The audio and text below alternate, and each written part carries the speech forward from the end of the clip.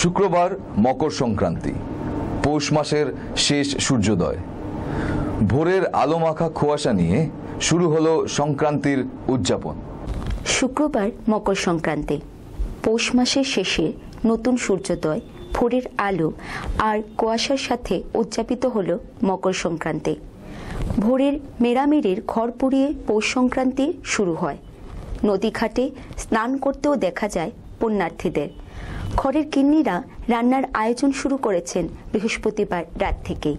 নতুন ধান, নারকেল, গুড়, দুধ দিয়েও তৈরি করেছেন জিভে জল আনা বিশেষ বিশেষ খাবার। মুগ ডালের পিঠা, আলুর পিঠা, মালপোয়া, তিলের নাড়ু, চোঙা পিঠা, থাকে আরও নানান ধরনের জিভে জল আনা খাবার। চলে এবারে ওবারে যাওয়া, পিঠেপুলির আদান প্রদানও। পাড়ায় বেরিয়েছে সংকীর্তনের দল। শুক্রবার ভোগালী বিহু। পিঠেপুলি আর নানা রকম খাদ্য সামগ্রী ব্যবস্থার সঙ্গে থাকে নানা ধর্মীয় অনুষঙ্গ। এদিন শিলচরেও দেখা গেল মানুষ সূর্যোদয়ের সাথে সাথেই প্রাতঃস্নান সেরে প্রার্থনার জন্য নামঘরে যাচ্ছেন। শিলচরের বড় নামঘর বিহু উপলক্ষে উৎসবের মেজাজে মেতে উঠে। এদিন নামঘরে জমায়েত হন অনেক মানুষ। বরগীত চলে দিনভর। 8 থেকে 80 অসমীয়া ভাষীর মানুষ এদিন নিজেদের দিনের শুরুটা নামঘরেই করেছেন।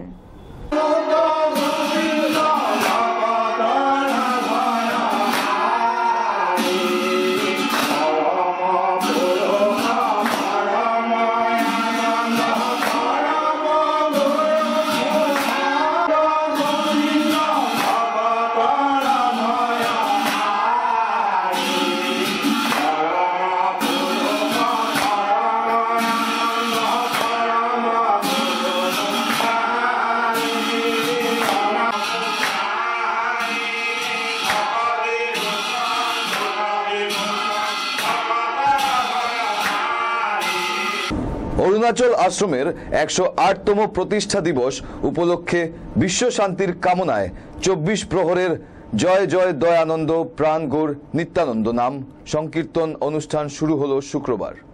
অরুণাচল আশ্রমের 108তম প্রতিষ্ঠা বার্ষিকী উপলক্ষে আয়োজিত 24 প্রহর সংকীর্তনের শুরু হয় শুক্রবার প্রাতঃকালীন প্রার্থনার পর।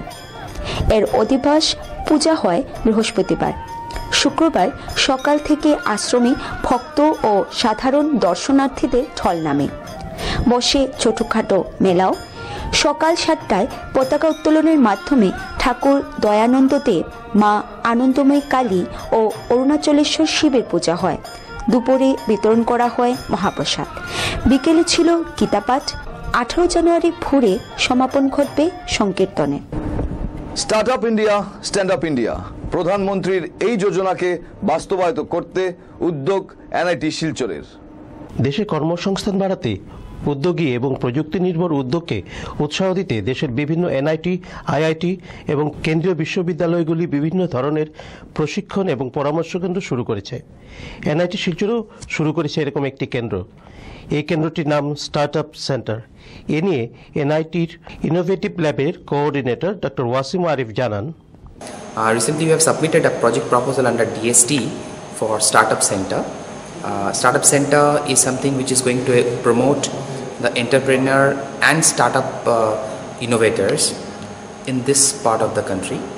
On 16th of January, our Honorable Prime Minister, Mr. Narendra Modi, is going to launch Startup India, Stand Up India scheme. And this scheme is basically to ensure that our young entrepreneurs and technopreneurs do encourage and they can turn up their ideas and innovation into a product which is going to create employability. So the basic idea is to create employable centers at NITs and IIT and other central university level, because it is felt that IITs, NITs and other central universities are the key holders to create job and create employability. We already have submitted the project proposal and likely to get it, under which we are going to promote 10 startups each year.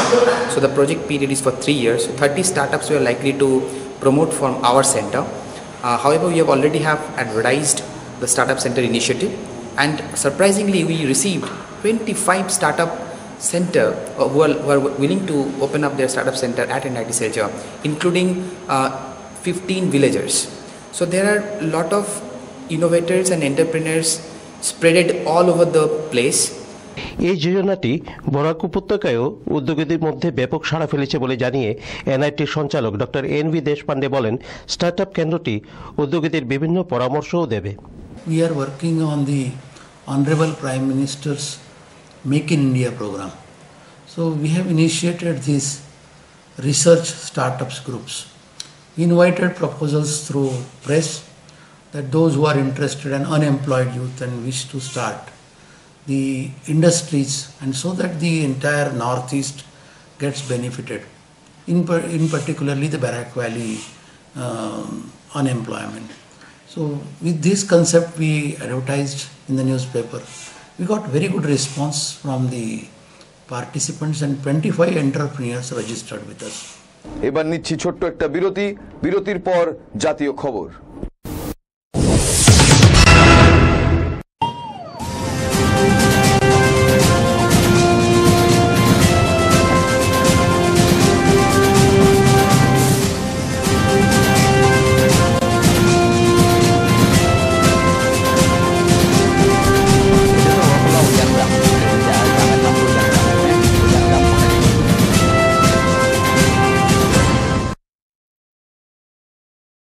Barak উপত্যকা সহ ত্রিপুরায় cable TV গ্রাহকদের জন্য এবার অত্যাধুনিক প্রযুক্তি digital television পরিষেবা নিয়ে এসেছে অর্কিড কেবল টিভি নেটওয়ার্ক।